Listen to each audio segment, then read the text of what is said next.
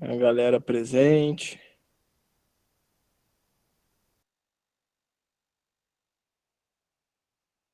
Peraí, Pode peraí. começar já? Já tá gravando? Pode começar, cara. Paciente MH, 47 anos, masculino, branco, casado, torneiro mecânico, natural e procedente de Corupá, Santa Catarina.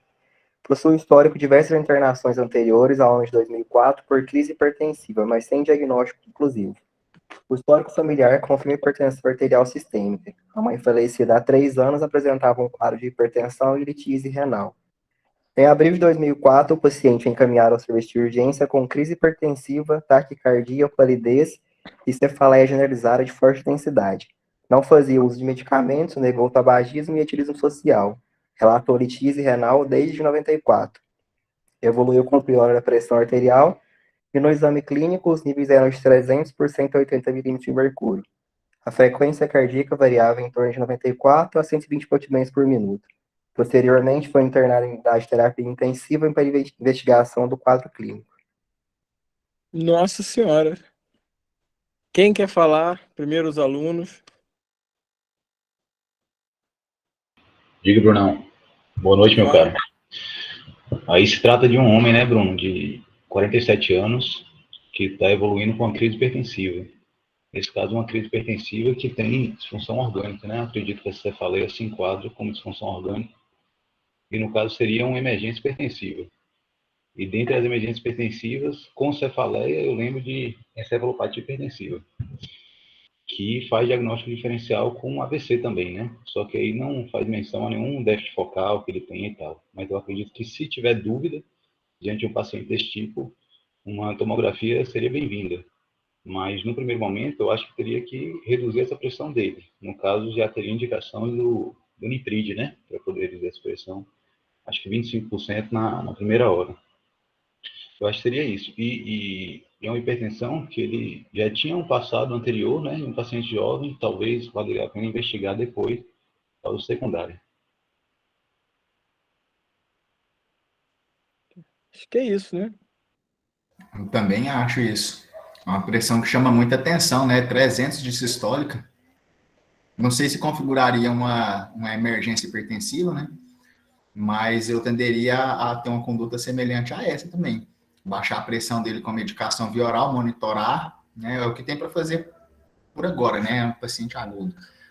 E no momento posterior, investigar a hipertensão secundária. A Camila já Jovem, chutou, a 47 Camila anos. já chutou do meio campo um feocromocitoma, É né? provável também. Não tem nem, não tem nem paciência, já vai chutando ali, arremessando do meio da quadra. Tá, minha primeira pergunta é como é que abaixa essa pressão, né? Se a gente joga ela de 300 para 120, o que tem que fazer, né?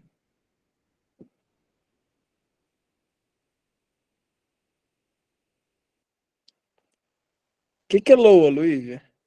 Lesão de órgão-alvo. Lesão de Ah, tá. órgão-alvo, né? Não, isso, Ah, cara. abaixa devagar, né? Eu iniciaria com medicação oral aí. Assim, é assustador, porque assim, Hum, 300 de sistólica eu nunca vi, sabe? Assusta muito. Mais Mas, 300, eu faria no meio de mais de 300, né? não fala aí, entendi. Marco. Isso aí deve ser medida manual, não deve ser PNI, não. Então deve ser 300 porque está no máximo, né? É, pois é. E vem cá, o Marco que é intensivista, você faria medicação oral nesse cara aí? Não, eu Pois é, faria cara. venoso. A cefaleia é difícil caracterizar se é uma emergência ou não, mas está com cara, né? Em 300 por É. 180, acho difícil não dar medicação venosa, né? Oral aí é muito complicado, né? Porque se fosse uma urgência, ele teria uma doença crônica com risco de lesão de órgão-alvo, né? E isso aí não está parecendo ser uma urgência. E nem uma pseudocrise, né? Porque pode ter cefaleia em pseudocrise. Eu acho que isso aí é uma emergência mesmo. Pois é, Não, uma coisa comum entre a população é achar que 14 por 8 dá dor de cabeça, né? Assim, normalmente para dar cefaleia, a diastólica tem que estar maior que 120, né? Então a maioria das cefaleias que a gente pega assim, minha pressão chega a 14, eu tô com dor de cabeça. Não é por causa da hipertensão, né? Às vezes é uma cefaleia tensional que tem uma hipertensão secundária a ela, mas porra, 300 por 180, eu acho que essa cefaleia aí Eu também encararia como consequência da hipertensão, cara.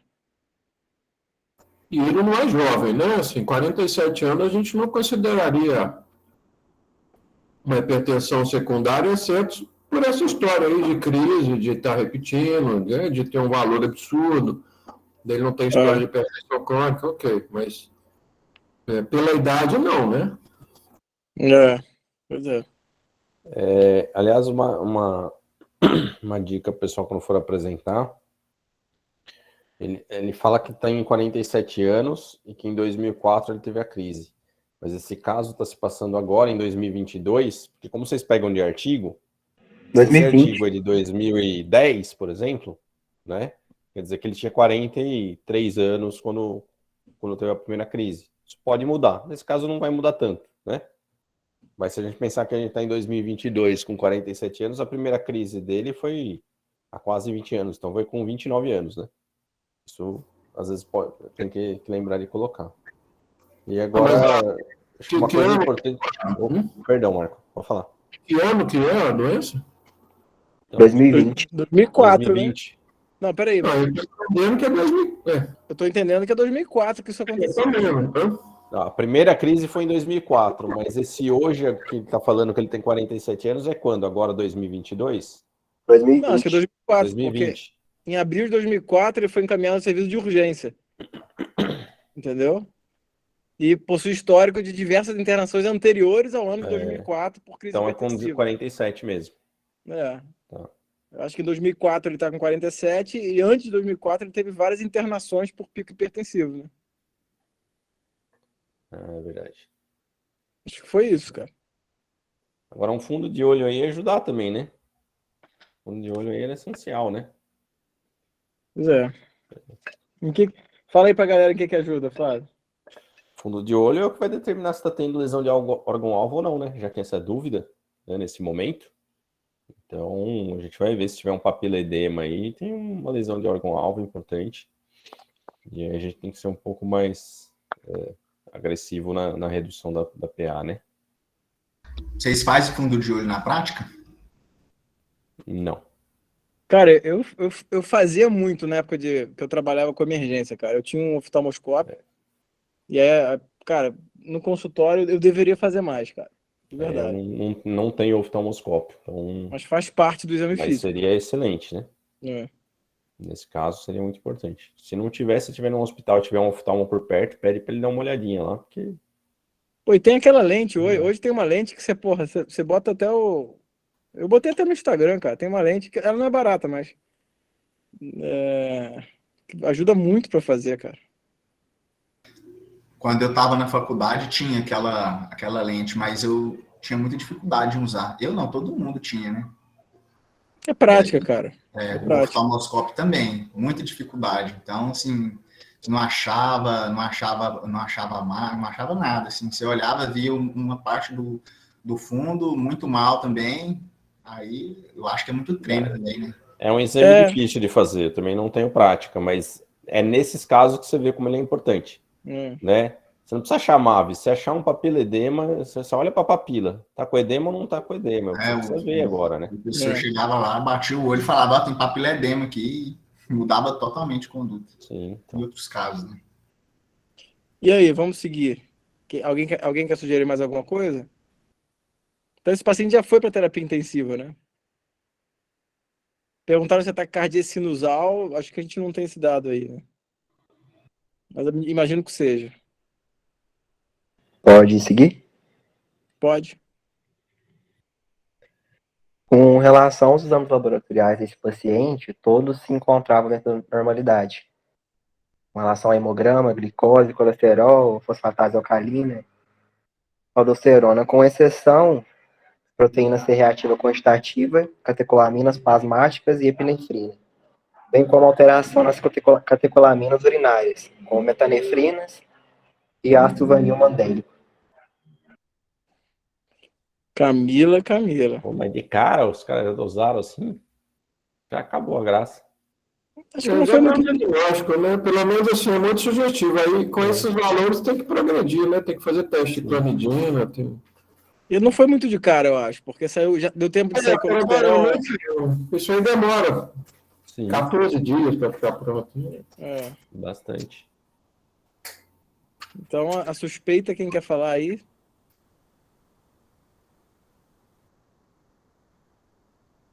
Camila. Assim, eu tinha pensado no diagnóstico porque foi um caso clínico que a gente teve em sala, na verdade. E Legal. pacientes de crise hipertensiva, taquicardia, dos diagnósticos diferenciais, quando o paciente jovem abre o quadro, né, de hipertensão, a gente pensa em causas secundárias. E aí eu pensei, e aí falaram aí que tem que evoluir a investigação, né? Só que eu só tinha estudado até a dosagem de catecolaminas séricas urinárias, então o evoluir a investigação eu ainda não sei. O problema de feocromocitoma... Mais de 3 vezes, né? Oi? Aí quando dá um valor laboratorial acima de 3 vezes a metanefrina ou a catecolamina urinária, aí é com certeza. Mas como está um valor pouco alterado, você tem que... Você vai para a imagem ou você vai fazer o teste de clonidina, né? E o problema de feocromocitoma é que normalmente não é, né? A gente pensa que... A gente dá muito diagnóstico, né? Mas frequentemente não é, né? A gente suspeita muito e nunca é, sabe? Até no dia que for, né? Aí um dia é.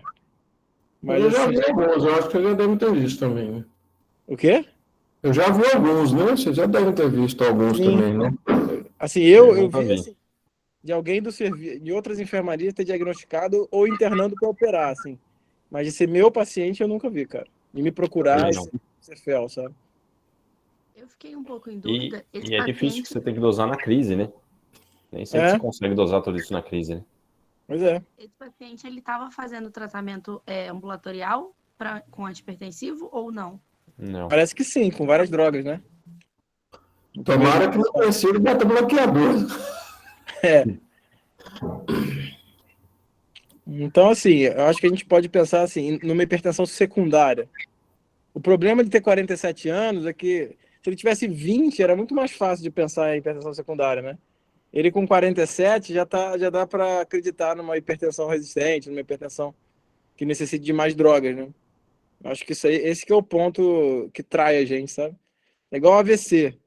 Quando dá AVC com 20 anos de idade, porra, você vai pensar numa causa não aterosclerótica. Quando dá com 70 no paciente diabético, você pensa em aterosclerose. Quando dá com 45 é uma merda, porque não tá nem lá nem cá, né? E ele com 47 fica meio lá, meio cá também, sabe? Não acho, assim, de imediato, eu não sei se eu ficaria tão preocupado, pensando em hipertensão secundária assim, não, sabe?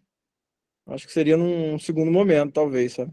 Ah, mas eu acho que um nível tão elevado assim, eu O pensaria. problema é que é viu? 300, né? 300, não é muito, né? Essa que é a Não é questão, aqueles né? 200 por 120, É. né?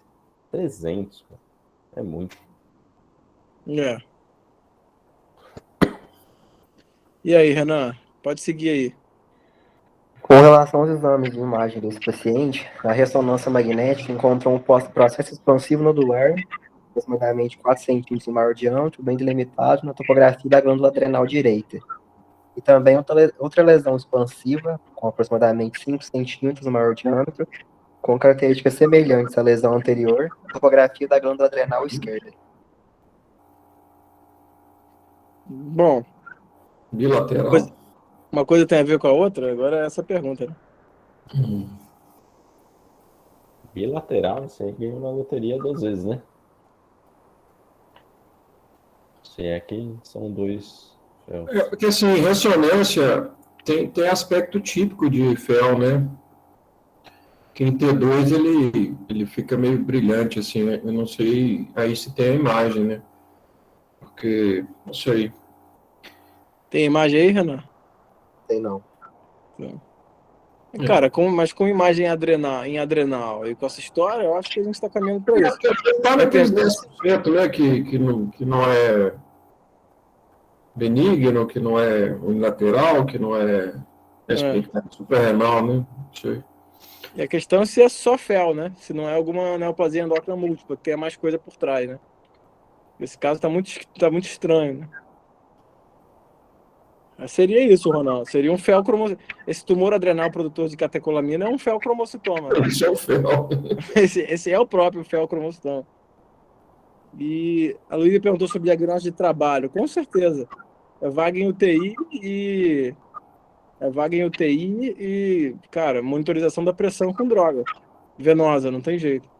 Tomar cuidado também, né? Que você vai ficar usando esses vasodilatadores, depois de 2, 3 dias começa a dar problema, né? Faz efeito colateral, para de funcionar, já tem que introduzir droga oral, é um doente complicado. O preparo pré-operatório é foda, a cirurgia também é foda. São pacientes que você está manipulando a glândula, a pressão ao mesmo tempo vai para 200, 300 e pouco, depois cai para 9, para 90. O de uma vez não era epinefrina, era outra. Assim, é uma cirurgia muito complicada. Eu lembro que na minha época de residência teve um paciente com diagnóstico que, assim, o máximo de pessoas possível entrou no centro cirúrgico para ver. Eu não deixaram eu ir, lógico, eu era residente da clínica, mas todos os cirurgiões do hospital estavam, e foi uma cirurgia que uma lenha, cara. É difícil pra caramba. É bem complicado, cara. Você tem que fazer bloqueio alfa. É por isso que eu falei agora do beta-block, né? Porque às vezes a pessoa dá beta-block para o paciente e não faz alfa-bloqueio antes, e aí vira o inferno, porque a pressão piora, a taquicardia piora, cefaleia, tudo piora. Porque fica liberado o receptor alfa, né? Ele faz uma vasoconstrição capeta, né? Então você tem que fazer o bloqueio alfa, que hoje a gente só tem doxazosina para usar, não tem outro fármaco. E depois de 2 semanas, aí você introduz o beta-block devagarzinho. Normalmente um propanololzinho de leve, depois se ficou bem de 24, 48 horas, pode trocar para um beta de longa. E bastante sódio no pré-operatório, né? A gente recomenda uma carga de sódio alta, assim, tipo 5 gramas, uns 3, 5 dias, para ele entrar bem cheinho. Ele não fazer hipotensão grave depois que você ressecar, né? Clampar e ressecar, né?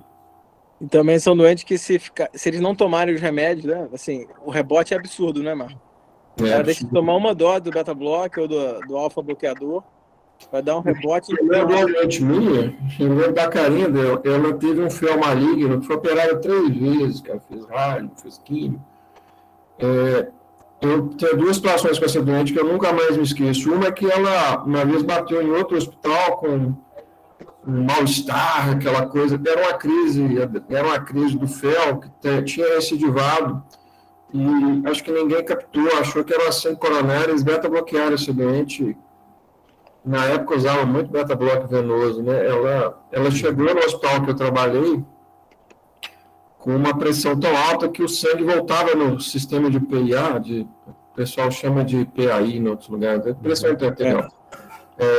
Mesmo com a bolsinha pressurizada, precisava de segurar a bolsinha de soro e apertar até fazer bolas de nitrociato, de esmolol, para poder segurar, que aí não tinha outra solução. E você não tem droga alfa venosa, né? A gente não tem labetalol no Brasil, não tem mais nada. Você tem que esperar o troço fazer efeito por via oral. Era muito, muito complicado. Era o Prazosin na época, né? Agora não tem nem Prazosin no mercado. Conseguiram operar ela, mano? Conseguiu, mas ela faleceu acho, na 3ª cirurgia. Nessa aí ela não tinha morrido, não. Depois ela faleceu na 3ª cirurgia. Ela recidivou e esses tumores, quando são malignos, né, eles invadem rim, invadem cava, invadem tudo ali, é uma tragédia, né? E aí fica quase impossível de operar, né? O fel pode recidivar até 10 anos, cara. Eles falam que você tem que seguir o doente por 10 anos, porque o paciente tira, e aí se ele cair naqueles 10% que é maligno, né, você tem que seguir por 10 anos, é muito tempo. É mesmo. Pode seguir aí, Renan. Com relação ao diagnóstico desse paciente, o estudo da ressonância magnética do abdômen superior, apresentando essas lesões nodulares e topografia das glândulas adrenais, considerou-se a possibilidade de feocromocitoma bilateral. E assim, considerando essa hipótese, o anatomo patológico das glândulas evidenciou neoplasia compatível com feocromocitoma. O estudo imunohistoquímico confirmou o diagnóstico. Ele não fala como é que foi a cirurgia, não? Não, só fala que operou realmente, tirou os 2. Tá. Então a Camila chutou do meio do campo No início do jogo. Acertou, né, Camila? Aqui, segue aí. Os feocromocitomas são tumores raros localizados na medula suprarrenal, que desencadeiam crises hipertensivas devido à produção excessiva de catecolaminas. Normalmente, esses tumores são benignos e, quando diagnosticados precocemente, diminuem o quadro de mortalidade e ou futuras complicações causadas pela hipertensão arterial. Dentre os principais sintomas, o paciente pode vir a ter a hipertensão, palpitações, cefaleia, ansiedade, sudorese e palidez, sendo comum de muitas manifestações como outras patologias, podendo retardar o diagnóstico, prejudicando o prognóstico do paciente. Show de bola, cara. Bom, cara. Tem 10% que não é renal, né? Não é suprarrenal, né? Paraganglioma, às vezes até extra-abdominal, né? Porque às vezes você faz esse diagnóstico aí, faz a ressonância de abdômen e não acha nada. Mas você tem que ir para a cintilografia com a MBG. Se bem que eu acho que hoje nem é MBG, mas é outro traçador, né? Para poder tentar localizar o tumor. Né? E lembrar também que o problema clínico mais comum é o contrário, né? Faz uma imagem, aparece uma lesão suprarrenal e o paciente não tem nada, né? É o famoso incidentaloma. E não é a apresentação mais comum, né? A hipertensão em crise. A apresentação mais comum do FIA é a hipertensão sustentada, né? Essa tríade de livro de prova de residência, ela não é comum, né? Assim, o mais comum na crise é só cefaleia, igual esse cara teve. Porque essa taquicardia de 120, o cara tá com pressão de 300 com cabeça, porra, até eu faço 120 de frequência. Então, não é uma manifestação clássica, né? Assim, só cefaleia. Só não, né? A cefaleia como toma, né? Show. Muito bom. Alguém quer comentar alguma coisa, galera? Fábio? É um caso interessante. A gente quase nunca vê fel, né? Nunca vi. Só a gente sempre estuda, mas nunca vê, né? O fel tá Se for cirúrgico, é sempre cirúrgico. Não tem tratamento clínico para fel, né? Pois é. Tem que tirar. E o tratamento medicamentoso é para preparar para cirurgia. Isso. É para isso. Aí prepara para cirurgia é uma lenha mesmo. Prepara e torce para conseguir controlar, né? É foda, cara. É a cirurgia que o anestesista não toma café. Essa ele não toma café, ele fica do lado. Vocês estavam falando em recidivar e por voltar a crescer? É isso que acontece? Ele volta a aparecer, ele recidiva, volta a aparecer e pode aparecer, inclusive, com metástase à distância. 10% são malignos, é a regra dos 10%. 10% são malignos, 10% são extra-abdominais. Sempre tem que pensar nisso, porque não é o mais comum, né? Mas acontece. Isso aí, Renan. Ótimo caso. Bom. Foi bom. Beleza, galera? Alguma pergunta, seu comentário? Crítica?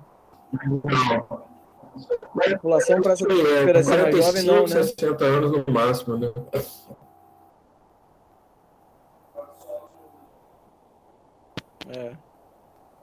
O Vitor está perguntando aí por que sua pesquisa em velho, não é novo. Você pesquisa em novo porque não é esperado que ele esteja hipertenso, né? Se for um paciente jovem, não negro, sem história familiar, especialmente, aí você tem que pesquisar. Se for um doente idoso que ficou hipertenso aos 80 anos, você tem que pesquisar. Se ele estava bem controlado e começou a fazer hipertensão acima de 180 por 120, você tem que pesquisar estenose de artéria renal, por exemplo. Se for uma criança, tem que pesquisar glomerulonefrite, e aí vai. O paciente com hipertensão resistente tem que pesquisar. Está tomando 4 fármacos sem controle, tem que pesquisar. Então, em várias situações.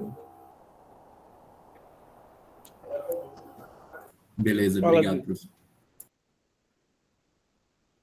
Beleza, galera. Então, boa noite a todos. Até a próxima. Até, boa noite.